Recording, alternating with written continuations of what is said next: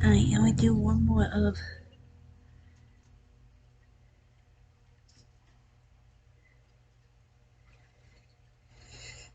Circles How They Caught.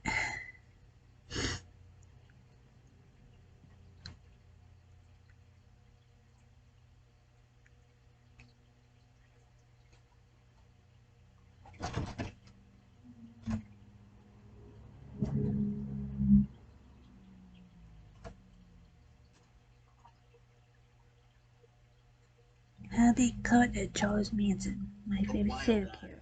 Aging Charles Manson is asked in an interview who he actually is. He goofs around a little, playing the madman he's expected to. He whispers, nobody. He goes on, a nobody, a tramp, bum, a hobo, boxcar, and a jug of wine, and a straight razor. If you get too close to me, who was he?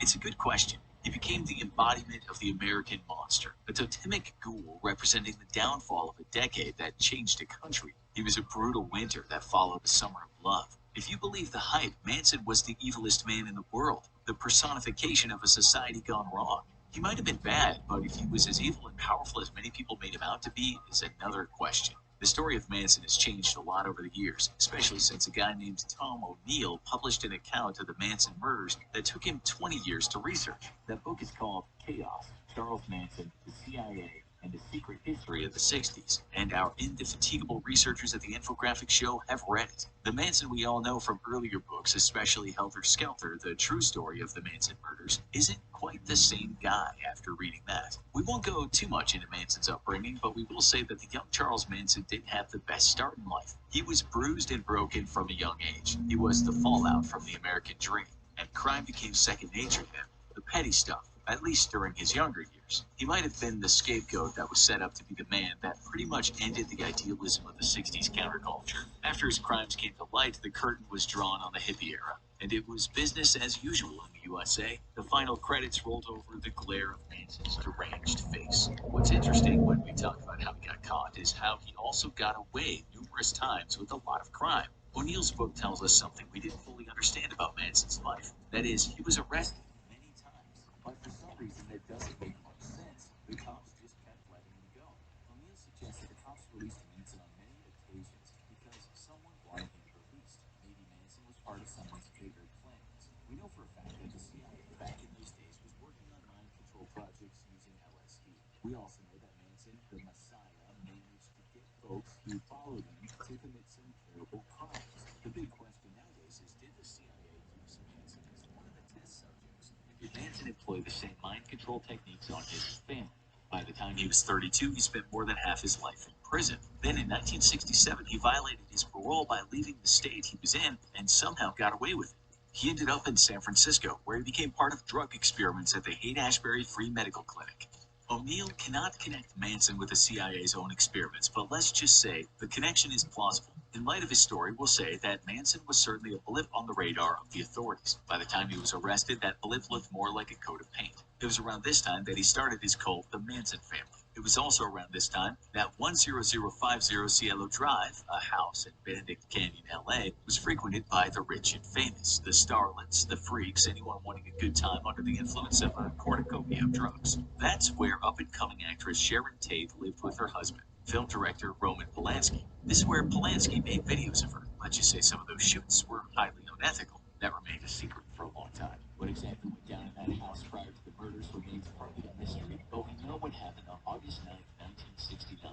That was the murder of 5 people. Under the orders of Manson, Tex Watson, Susan Atkins, Linda Kasabian, and Patricia Krenwinkel went to the house. Polanski was away in Europe making a movie, but Tate, then 8.5 months pregnant, was at home. Also in the house were Jay Sebring, Abigail Folger, Wojciech Frykowski, and Stephen Parent. Watson later testified he, Manson, said for me to take the gun and knife and go up to where Terry Melcher used to live. He said to kill everybody in the house as gruesome as I could. I believe he said something about movie stars living there. Terry Melcher is another story. He was a music producer who'd come to know Manson through the Beach Boys star Dennis Wilson. Melcher had once expressed interest in Manson's music only to snub him later. Melcher later lied under oath about the full extent of his relationship with Manson. Let's just say that Manson didn't like him after that rebuff of his questionable talents. He's also thought he still lived at the house at the time of the murders, or at least that's one story. Manson might have known Melcher didn't live there anymore. What seems sure, if you believe O'Neill's compelling research, is that Melcher knew Manson a whole lot better than he made out to. It seems Melcher had been in a relationship with one of the young female Manson family, and that Tex Watson knew the house very well. He'd been in there many times before the night of the murders, according to O'Neill. So, all these people, the hippie freaks and the stars who were somehow mixed up, Manson had stayed with Wilson for a while before he and his family moved to a place called Spawn Movie Ranch, an abandoned place no longer used to shoot movies. On the night of the murders, Watson climbed up a telephone pole and cut the phone line to the house. The women were waiting nearby. The first of the victims, 18-year-old Parent, was the first to die. He approached Watson and asked what he was doing at his house, which ended with Parent being shot 4 times. Parent was only really at the house by accident. He wasn't part of this so-called scene. Watson then got to the house through a window and let the girls in through the door. Frykowski, who was asleep on the couch, was rudely awakened. Surprised, he asked Watson what he was doing in the house. Watson replied, "I'm the devil, and I'm here to do the devil's business." One of the girls, Atkins, then got a towel and tied Frykowski's hands with it. Atkins, under Watson's order, went to see who else was in the house. She found Abigail Folger, a 25-year-old woman heir to a coffee business fortune. She was the girlfriend of Frykowski. When Atkins walked into the bedroom, Folger was reading a book. This being a house where many people came and went, Folger just looked up and smiled at Atkins. Atkins then walked down the hall and looked into another room. There she saw the pregnant Tate, dressed only in her underwear, chatting with Siebert, a 35-year-old celebrity hairstylist. He'd once been the boyfriend of Tate, a young woman who just played her biggest film role in The 13 Chairs. Tate had been in good spirits, landing that role, about to have a child, and often being the center of attention of what she called the love house. She was also married to a man who often demeaned her. Atkins went back to the living room and told Watson what she'd seen. They both tied Frykowski again, this time with a nylon rope. Atkins then walked back to the bedrooms with a knife in her hand and ordered everyone to go to the living room. She said to Tate and Sebring, "Don't say a word or you're dead." Once in the living room, now frightened out of their lives, they pleaded with the intruders and offered them cash. All 3 of them were shoved onto their fronts and placed next to the fireplace. Watson tied a rope around the necks of Sebring and Tate and tied the same piece of rope to a beam in the ceiling. Sebring pleaded again, this time telling the intruders that Tate was obviously pregnant and this was disgusting behavior. Watson shot him on the spot. The others screamed. The rope tightened around Tate's neck. Watson then knelt down and repeatedly stabbed Sebring. He told one of the girls to turn off the lights. Tate screamed, "What are you going to do with us?" Watson replied, "You're all going to die." Frykowski managed to get out of his binds, but Atkins was soon on him, stabbing him numerous times all over his body. With blood everywhere, he tried to run out the door, but Atkins ran after him. Watson put 2 bullets into Frykowski and then broke the butt of the gun after hitting him over the head. Folger, still in her nightgown, managed to make a run for it. She got as far as the lawn when one of the girls, Krenwinkel, caught up with her. Krenwinkel drove the knife into her 28 times. By the time Watson arrived to do more damage, Folger just said, "I give up. I'm already dead. Take me." Tate was now crying in the living room with Atkins standing next to her. Tate pleaded with him. It didn't work. She was also stabbed many times. Atkins used some of her blood to write "Pig" on the wall. Manson had given orders earlier to leave a sign, something witchy. They all returned to the ranch and went to bed. Atkins later said, "I cannot think about anything. It was almost as if I had passed out, blacked out. My head was blank. There was nothing in me." When the media found out about the murders, they called it an orgy of violence. The LA Times wrote ritualistic slams. This caused widespread panic, especially in an era where more conservative folks believed these freaks with long hair were destroying the fabric of society. Some reports even said Sebring had been wearing a black hood, a Satanist's hood. Then there was Polanski, a man who made the horror movie about Satanists called Rosemary's Baby. Some said Polanski himself was an occultist. There were rumors that he'd been at a party in London and said, "Eeny, meeny, miny, mo, who will be the next to go?" Then the phone rang, and he was told about the slaying. It never really happened. Even with all the hysteria, Manson wasn't content with the panic. The next night, he and 6 of the family went out hunting in an old Ford. They drove for 3 hours and then pulled up outside a house, 3301 Waverly Drive. They had no idea who lived there. Manson ordered Watson and Krenwinkel and a now new-to-be killer Leslie Lulu Van Houten to do the killing. Manson had just snooped around the house, and when he got back to the car, he told them what to do. Inside the house was the supermarket executive Leno Libyanka and his wife, Rosemary. Both were stabbed by Watson with a bayonet, and Leno was stabbed by the girls with a knife. The word "war" was carved into her belly.